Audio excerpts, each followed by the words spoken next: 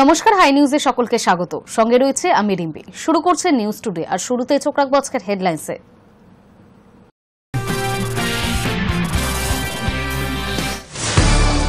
ভাষা আন্দোলনে পথে মুখ্যমন্ত্রী। আগামী 28শে জুলাই বীরভূমের লালমাটি থেকে বাংলার বিরুদ্ধে প্রতিবাদ মিছিলের ডাক মুখ্যমন্ত্রী। আমি কাদা ছোড়াছুড়ি করি না, আমি জানি আমার দায়িত্ব কি, দিলীপ ঘোষের কটাক্ষের জবাব দিলেন দেব। ব্রিটেন সফরে মোদি, স্বাক্ষরিত হতে চলেছে দুই দেশের বহু প্রতীক্ষিত মুক্ত বাণিজ্য চুক্তি। মোদির সঙ্গে উপস্থিত থাকবেন বাণিজ্য মন্ত্রী পীযূষ গোয়েল। দক্ষিণবঙ্গে বাড়ল আর্দ্রতাজনিত অস্বস্তি, গরমে নাজেহাল আমজনতা। রাতে বজ্রবিদ্যুৎ সহ বৃষ্টির সম্ভাবনা উপকূল ও সংলগ্ন জেলাগুলিতে। এবার ভাষা আন্দোলনের পথে মুখ্যমন্ত্রী মমতা বন্দ্যোপাধ্যায়। বিজেপি শাসিত রাজ্যে থাকা বাঙালিদের বাংলাদেশে অপবাদ দেওয়ার প্রতিবাদে বারবার সরব হয়েছেন তিনি। এবার আগামী 28শে জুলাই বীরভূমের লালমাটি থেকে বাংলার বিরুদ্ধে বিজেপির সন্ত্রাসের প্রতিবাদে মিছিলের ডাক মুখ্যমন্ত্রীর। বাংলা ভাষা ও বাঙালিদের ওপর বিজেপি বিদ্বেষ দেখা যাচ্ছে। বিজেপি শাসিত রাজ্যে বাংলার পরিযায়ী শ্রমিকদের ওপর আক্রমণ নেমে আসছে বলে অভিযোগ।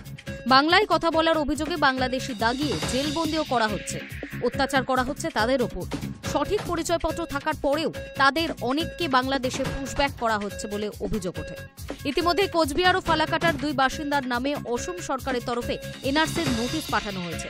সেই বিষয়ে তীব্র প্রতিবাদ করেছেন মুখ্যমন্ত্রী মমতা বন্দ্যোপাধ্যায়। আগেই মুখ্যমন্ত্রী অভয় দিয়েছিলেন, বাংলায় তিনি এনআরসি চালু হতে দেবেন না। বাংলা, বাঙালি, বাংলা ভাষার ওপর বিজেপি আঘাত আনছে ওঠে।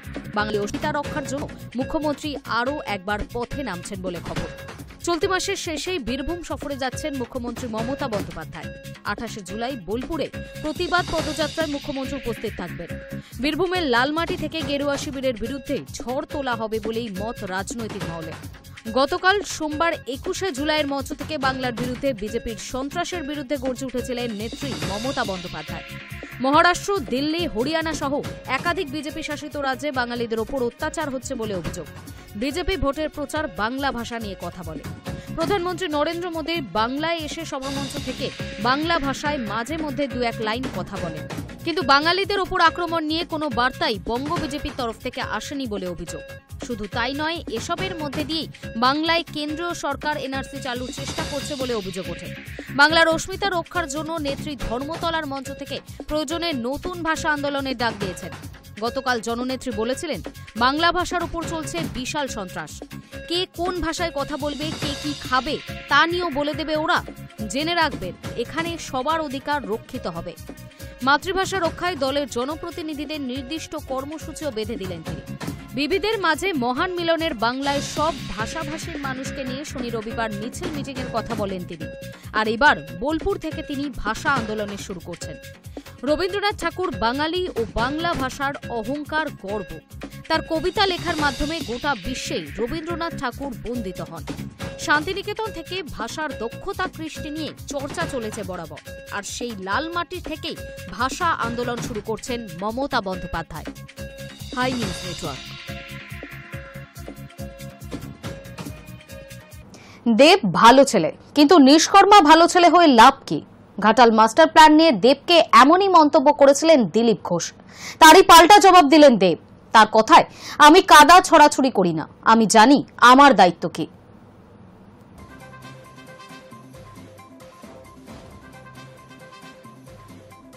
টানা বৃষ্টিতে এবারও বিপর্যস্ত ঘাটাল। তাতেই স্বাভাবিকভাবেই গত কয়েকদিন ধরে প্রশ্নের মুখে পড়েছে তারকা সাংসদ দেবের ভূমিকা। মঙ্গলবার তাকে ভালো ছেলে বললেও খোঁচা দিতে ছাড়েননি দিলীপ ঘোষ। তারই পাল্টা দিলেন ঘাটালের সাংসদ। তিনি বললেন, আমি কাদা ছোড়াছুড়ি করি না, পছন্দও করি না, আমি জানি আমার দায়িত্ব কি। যারা ভোট দিয়েছেন তারাও জানেন দেব কি করে, সেটাই আমার কাছে যথেষ্ট। মঙ্গলবার ঘাটাল মাস্টার প্ল্যান প্রসঙ্গ উঠতেই দেবকে খোঁচা দিয়ে দিলীপ ঘোষ বলেছিলেন, উনি ভালো ছেলে, কিন্তু নিষ্কর্মা ভালো ছেলে হয়ে লাভ কি? উনি প্রতিবার ভোটের সময় কথা দেন ঘাটাল মাস্টার প্ল্যান করে দেবে। কেন বারবার ঘাটালবাসীকে ধোঁকা দিচ্ছেন? কার চাপে এখনো রাজনীতি করছে? এবার ইস্তফা দেওয়া উচিত। ও তো এবার দাঁড়াতেও চায়নি, জোর করে নেতৃত্ব ওকে প্রার্থী করেছে। দেব যদি বলে যে রাজনীতি করবে না, তাহলে তো অন্য চাপ। তৃণমূলের তরফে ওকে হুমকি দেওয়া হয়, সিনেমা বন্ধ করে দেবে, প্রোডাকশনে বাধা দেবে। আমি বলছি দম থাকে তো বেরিয়ে এসো। দিলীপ ঘোষের এমন মন্তব্যে পাল্টা দেবের মন্তব্য, আমি তো ঘাটালের প্রথম সাংসদ নই, আমার থেকে বড় বড় নেতারা সাংসদ ছিলেন, এই প্ল্যানটা এত সহজ হলে কবেই হয়ে যেত। এরপরই নাম না করে দিলীপ ঘোষকে সপাটে জবাব দিলেন দেব। বললেন, আমি কাদা ছোড়াছুড়ি করি না, পছন্দও করি না, আমি জানি আমার দায়িত্ব কি। যারা ভোট দিয়েছেন তারাও জানেন দেব কি করে, সেটাই আমার কাছে যথেষ্ট।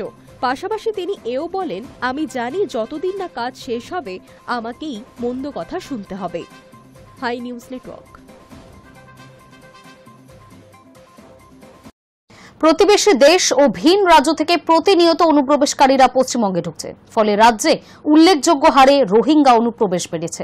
এবার রোহিঙ্গা অনুপ্রবেশ নিয়ে পশ্চিমবঙ্গে অবিলম্বে এনআরসি কার্যকর করার দাবিতে কলকাতা হাইকোর্টে দায়ের হল জনস্বার্থ মামলা।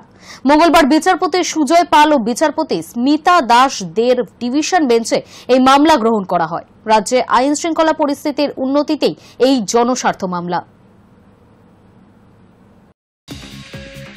সাম্প্রতিককালে পশ্চিমবঙ্গে উল্লেখযোগ্য হারে বৃদ্ধি পেয়েছে রোহিঙ্গা অনুপ্রবেশ। দেশের বিভিন্ন রাজ্য ও প্রতিবেশী দেশ থেকে অবৈধ নাগরিকরা ঢুকছে পশ্চিমবঙ্গে, ফলে রাজ্যে আইন শৃঙ্খলা পরিস্থিতির অবনতি ঘটছে।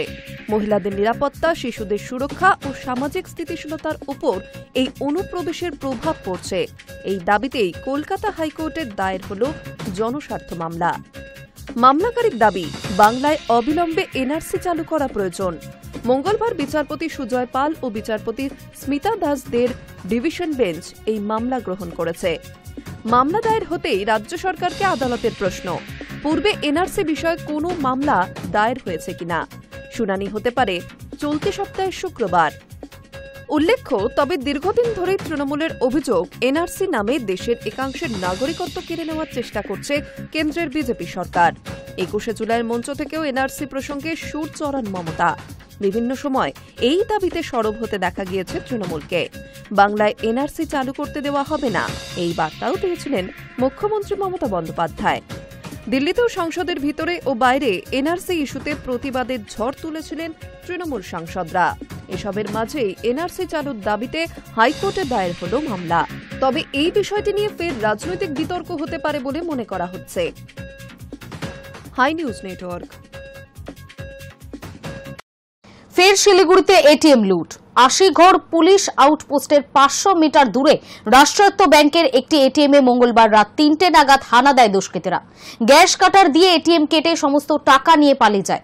পুলিশের প্রাথমিক অনুমান, খোয়া গেছে প্রায় ২০ লক্ষ টাকা। গ্যাস কাটার ব্যবহারের সময় কোনোভাবে আগুন লেগে যায় এটিএমে, দাউ দাউ করে পুড়তে থাকে এটিএম। পুলিশ তড়িঘড়ি খবর দেয় দমকলকে। ঘটনাস্থলে ছুটে আসে ডাবগ্রাম ফুলবাড়ি দমকল বিভাগের একটি ইঞ্জিন। দমকল কর্মীরা এসে আগুন নিয়ন্ত্রণে আনে। ঘটনায় আতঙ্কিত রয়েছেন এলাকাবাসীরা।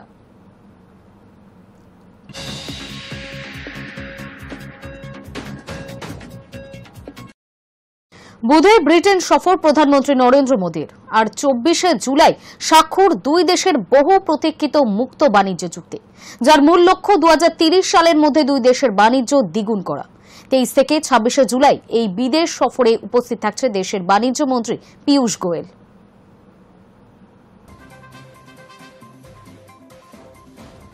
মঙ্গলবার সাংবাদিক সম্মেলনে মোদীর সফর সূচির বিস্তারিত প্রকাশ্যে আনেন বিদেশ সচিব বিক্রম মিশ্রি।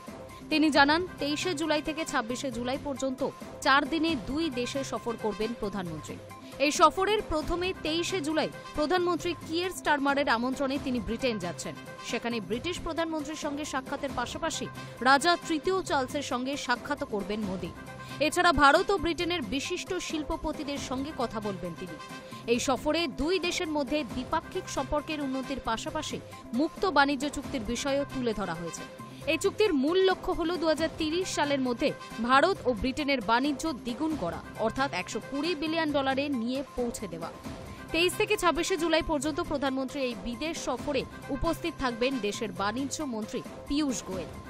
জানা যাচ্ছে, বহু প্রতীক্ষিত এই বাণিজ্য চুক্তির মাধ্যমে ভারত থেকে চামড়া, জুতো, পোশাকের মতো পণ্য রপ্তানির কর প্রত্যাহার করা হবে। অন্যদিকে ব্রিটেন থেকে আসা হুইস্কি ও গাড়ি আমদানির উপর শুল্ক কমাবে ভারত। এই চুক্তিতে পরিষেবা উদ্ভাবন, সরকারি ক্রয়ের মতো বিষয়গুলিও অন্তর্ভুক্ত রয়েছে।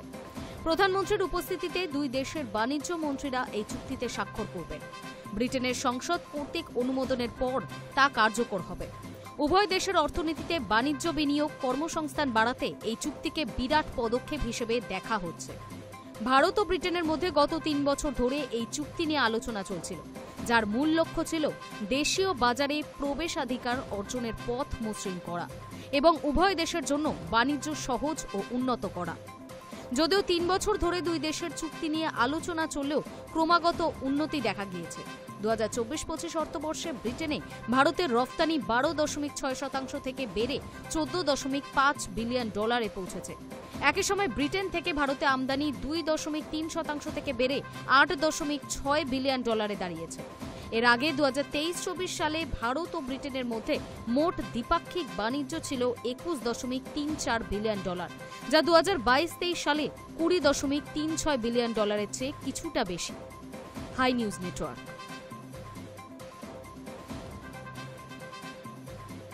গাজায় পর্যাপ্ত খাবার নেই, ত্রাণ শিবিরের বাইরে লম্বা লাইন। একটু এদিক থেকে ওদিক হলেই ধেয়ে আসছে একের পর এক গুলি। গত 3 দিনে অপুষ্টি এবং অনাহারে সেখানে 21 জন শিশুর মৃত্যু হয়েছে। গাজার আল শিফা মেডিকেল সেন্টার জানিয়েছে, হাসপাতালগুলিতে প্রতিদিনই অপুষ্টি এবং অনাহারে আক্রান্তের সংখ্যা বেড়েই চলেছে। সেই সংখ্যা যথেষ্ট উদ্বেগজনক বলে ব্যাখ্যা করা হচ্ছে। পর্যাপ্ত খাবার নেই, ত্রাণ শিবিরের বাইরে লম্বা লাইন। একটু বেচাল হলেই ধেয়ে আসছে একের পর এক গুলি। সেই গুলি কারো মাথায়, কারো পায়ে, আবার কারোর বুকের এফোর ওফর করে দিচ্ছে। এমন ছবি গাজায়। তার সঙ্গে জুড়েছে তীব্র খাদ্য সংকট এবং অপুষ্টি। আর এই অনাহার ও অপুষ্টির শিকার হচ্ছে শিশুরা। গাজার এক হাসপাতালের প্রধান জানিয়েছেন, গত 3 দিনে অপুষ্টি এবং অনাহারে সেখানে 21 জন শিশুর মৃত্যু হয়েছে। গাজার আল শিফা মেডিকেল সেন্টার জানিয়েছে, হাসপাতালগুলিতে প্রতিদিনই অপুষ্টি এবং অনাহারে আক্রান্তের সংখ্যা বাড়ছে। সেই সংখ্যা যথেষ্ট উদ্বেগজনক বলেই ব্যাখ্যা করা হচ্ছে। শুধু অনাহার নয়, তার সঙ্গে প্যালেস্টাইনিদের বাঁচতে হচ্ছে ইসরায়েলি হামলা থেকেও। যদিও প্রতিদিনই হামলার তীব্রতা ক্রমশ বাড়িয়ে তুলছে ইসরায়েলি সেনা। এক সংবাদ মাধ্যম সূত্রে খবর, এখন গাজায় খাদ্য সংকট চরম সীমায় পৌঁছেছে। 20 লক্ষেরও বেশি গাজাবাসী খাদ্য এবং জীবন ধারণের জন্য ন্যূনতম প্রয়োজনীয় জিনিসের অভাবে হাহাকার করছেন। বাঁচার উপায় ত্রাণ শিবির, কিন্তু সেটাও যেন প্যালেস্টাইনিদের কাছে মৃত্যু ফাঁদ। গাজায় পরিচালিত ইসরায়েল সমর্থিত ত্রাণ বিতরণকারী সংগঠন গাজা হিউম্যানিটেরিয়ান ফাউন্ডেশন নিয়েও প্রশ্নের অন্ত নেই। তাদের ত্রাণ শিবিরে খাবার আনতে গিয়ে প্রাণ হারিয়েছেন এমন মানুষের সংখ্যা নেহাতই কম নয়। তবে তারপরেও সামান্য খাবারের জন্য প্রাণ হাতে নিয়ে ত্রাণ শিবিরে ভিড় করছেন প্যালেস্টাইনিরা। যদিও অনেককেই খালি হাতে ফিরতে হচ্ছে, ত্রাণ আনতে গিয়েও অনেকেই খালি হাতে ফিরছেন। তথ্য অনুযায়ী জুন মাসে গড়ে সৌদিপাড়া ত্রাণ কেন্দ্রটি খোলা ছিল মাত্র 11 মিনিট, আর এই সময়ের মধ্যেই ত্রাণ সংগ্রহ করতে হয়। ফলে স্বভাবতই হুড়োহুড়ি পড়ে যায়। তার ফলে ঘটে পদস্পৃষ্টের মতো ঘটনাও। একটা বাক্সের জন্য শয়ে শয়ে লোক ঝাঁপিয়ে পড়েন। কে আগে নিতে পারবেন তারই জন্য এত প্রতিযোগিতা, আর তাতেই প্রাণ হারান অনেকে। হাজার মৃত্যু ভয় থাকলেও প্রাণ হাতে নিয়ে সন্তানদের জন্য খাবার নিয়ে যাওয়ার জন্য আসতে হয় ত্রাণ শিবিরে। বিভিন্ন মহলের দাবি, গাজায় যে ত্রাণ পৌঁছেছে তা অপর্যাপ্ত। Hi news network. সময় এখন একটা ছোট্ট বিরতির।